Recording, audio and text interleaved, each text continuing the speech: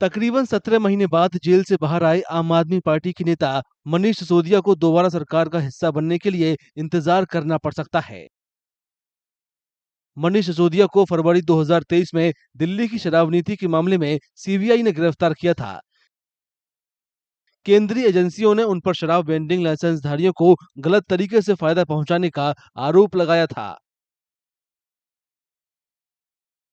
As of now, since the Delhi Chief Minister Shri Arvind Kejriwal ji is in jail, and unless and until he comes out and he moves through his secretariat a proposal to the Lieutenant Governor and asking that he wants to appoint, he wants to induct Mr. Manish Sisodia as the minister portfolio and deputy chief minister, legally it cannot be done. There has to be the proposal by the chief minister's office, and that has to be circulated upon that in his place he wants to make it. But by sitting in the jail and writing a letter, that letter has no legal sanctity, and LG under article 239 AA has a complete power to either allow or to reject it.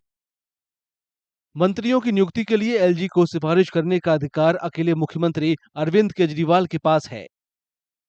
Kejriwal इस समय jail में हैं, इस वजह से वो मंत्रियों की नियुक्ति की सिफारिश वाली फाइल पर साइन नहीं कर पाएंगे। If he wants to recommend the name of Mr. Manish Sisodia to be appointed as the Deputy CM for Delhi government, then he has to take the approval from the court, because right now he is lodged in jail in the Delhi excise policy or CBI case, and as per jail manuals, for signing any legal documents, he would be requiring proper supervision and the approval of the court.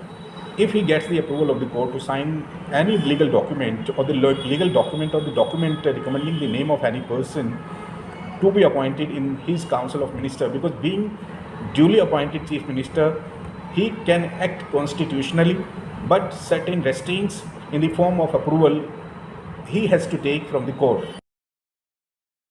Jail से बाहर आने के बाद सिसोदिया के फिर से सरकार में शामिल होने पर उठ रहे सवालों के बीच दिल्ली के विधानसभा चुनाव भी केवल 6 महीने दूर रह गए हैं। पार्टी के कुछ नेता उनकी जल्दी से जल्दी बहाली पर जोर दे रहे हैं, जबकि कुछ नेता उन्हें संगठन में देखना चाहते हैं। अगर आप ये वीडियो YouTube पर देख रहे हैं तो हमारे चैनल को सब्सक्राइब करें और बेल आइकन को दबाना ना भूलें। अगर आप Facebook पर ये वीडियो देख रहे हैं तो हमारे पेज को लाइक करें।